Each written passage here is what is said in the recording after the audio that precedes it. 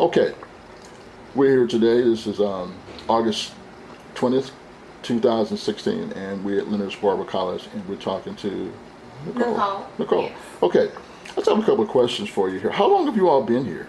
We've been in business for 35 good years. 35 good years. So I imagine you've seen an awful lot of change in the community. Yes, I have. Okay, now tell me something. Since we're talking about health among the African American community, do you think of all the places that we talk about, the two main places that especially our people talk is the church and the barbershop? Definitely. So we know we're in the barbershop. I imagine, have you seen people with particular health issues that you can think of? Yes, I hear a lot of people complaining about their high blood pressure. Mm-hmm. Is one of the big things, and then kidney disease is another thing that we hear a lot about. That's true. Actually, it's kind of fascinating because when we talk about the two major health maladies, and these are all what we call lifestyle diseases that can be treated, hypertension or high blood pressure is the number one cause, and then along comes kidney disease, and that leads to kidney failure. And if you notice, especially in our community, we see a lot of dialysis centers that are there. So the barbershop is an excellent venue to talk about health issues, because most times people talk about everything, but health kind of comes up as kind of a taboo. So what we like to think of it is you can get your hair cut, and you can also get some cholesterol cut off your lifestyle too. So that's how we like to look at those things like that. So now, in the 35 plus years that you all have been here, what would you think, or what do you say is the greatest need for this community? Just better support amongst each other. Okay. Whether it be health or just pretty much anything, or a haircut to make them feel a little bit better about themselves, to get out here and do the right thing. That's good, because self-esteem and self-appearance is very important, especially to our people. And when they can come in and get their hair done, their hairstyle and so forth, it helps with your self-esteem and your self-worth. So that's very important, which is why we greatly respect what y'all are doing in the community here, and we greatly respect that you have an opportunity to meet, especially a lot of our young people and some of our seniors also. Now, you said in the 35 plus years that you all have been here, I know you all have been a great asset to the city of St. Louis. What do you think could be some of the things we could do to improve our community? Better support with health screening, blood pressure checks, definitely. Even if we can do some blood checks would be amazing. Just some encouragement to get our people to go to the doctor. That's good. And that's one of the reasons why we initiated the Barbershop Outreach Health Program. We meet the clients as they come in and as they go out, and we check their blood pressures, and we do blood glucose checks, and we talk to them about health education. One of the great factors is that many of our people who don't have health insurance, but we do try to educate people to know that you can do some basic things, some natural home remedies that will help you to lower your blood pressure, lower your cholesterol, help with your kidney issues. And particularly one of the other great maladies that affects our families and our people is cancer. So we love the opportunities you've given us to come here and to utilize your service and use your premises to screen people to get better health. Now, if I also could ask you this, you say 35 plus years.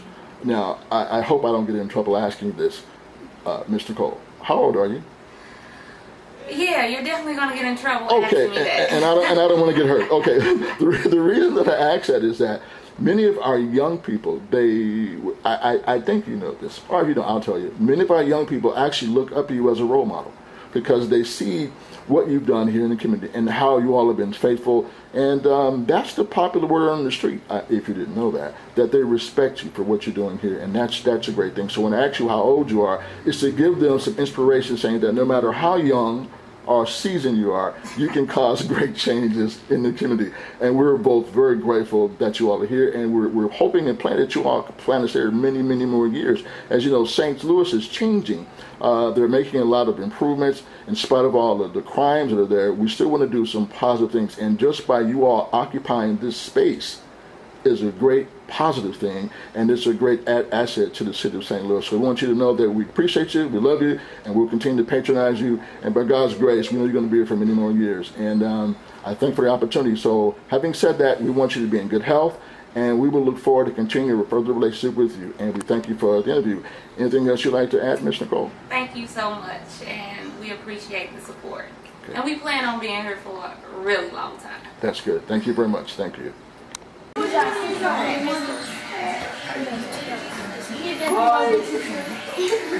gotta be scared. You just taking a picture. Right, he already did. When I was about 13, he first took my picture. Oh, yeah? Yeah. Wow.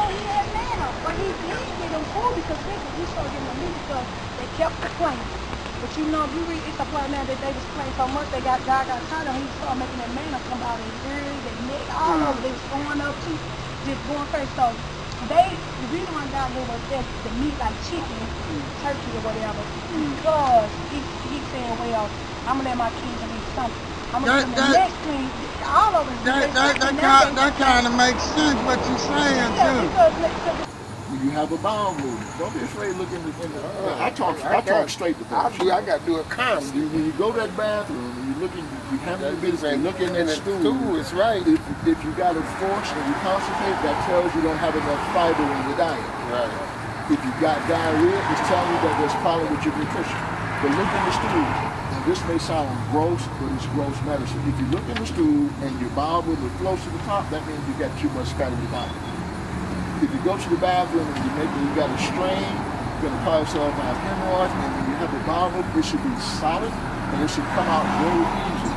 So if you've eaten breakfast or lunch or whatever, within 45 hours later, that should be coming out your mouth. Did you know when you eat a hamburger, Mickey D's, Subway, that stays in your intestinal tract for 7 days? 7 days. That's why when you pass gas, it smells like World War XII. Because it's putrefied and it's ferment. That's why it smells like today. That's it. So, but how do you get that out of your system? Increase your fruits, increase your vegetables. I didn't say get you no Prilosec. I didn't get you say get no Mylanta, no Tums, or no Maalox. Eat you some vegetables, and that will help move that stuff out. And when you eat your bread, Vegetables. yes, eat your veggies. Mama said eat your veggies, eat your veggies. By eating your broccoli, your kale, your spinach, your turnip green, all your peas, your snap peas, that's fiber. It cleans your stomach out. So you eat that hamburger, it's going to help push that stuff out. But when it pushes it out, you need that water so you can get it out through. And the other thing is, when it comes to your sweet, now I like sweet stuff, but the best sweet you can get is fruit. Now if you feel kind of energy, slow and kind of weak, you reach for the coffee. Coffee has caffeine. Your dark sodas, your Coke, your Pepsi have caffeine. That's a drug. As strange as it may seem, caffeine is a stimulant. Caffeine is in the same category as morphine. And as a physician, we don't tell folks this. Caffeine is on that same line of crack cocaine because it gives you high in the morning. That's why when people drink a lot of coffee, get up in the, say you ate late last night. When it's time for you to get up in the morning, you're like, oh, I just can't get going. What we reach for? Gotta have it. G-Mo. Yeah.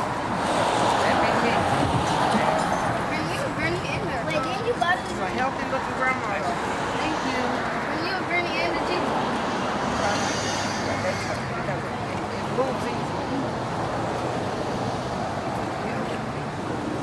Get back. Excuse me tonight, you're back.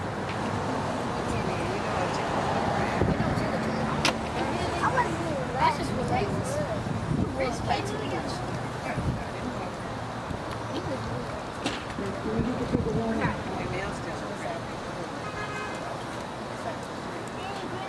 No, ma'am, my watch is set for Michigan now.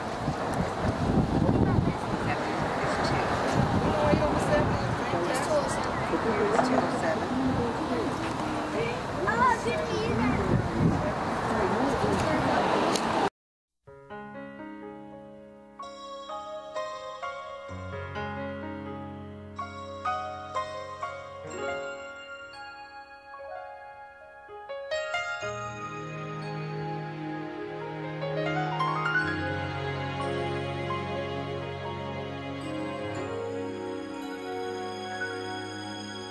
Today a man is somewhere proclaiming the good news, winning families to Jesus all around his neighborhood.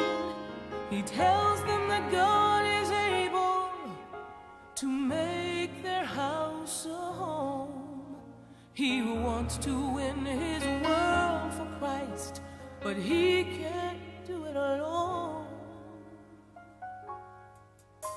But each one can reach one as we follow after Christ. We all can lead one. We can lead one to the Savior. Then together we can tell the world that Jesus is the way. If we each one reach one.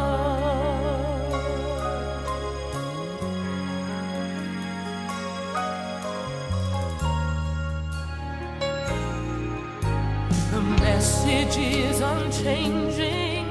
Go ye into all the world and share the love of Jesus, far away or door to door. You see, just like somebody told you that Jesus loves you so, you must tell someone who will tell someone until the whole world knows. For each one can reach one as we follow after Christ. We all can lead one. We can lead one to the Savior. And together we can tell the world that Jesus is the way. If we each one reach one. So will you go and labor? Will you hold high your light? One by one and two by two, we can win a world for Jesus Christ. Each one can reach one as we follow after Christ. We all can lead one. We can all lead somebody to the Savior.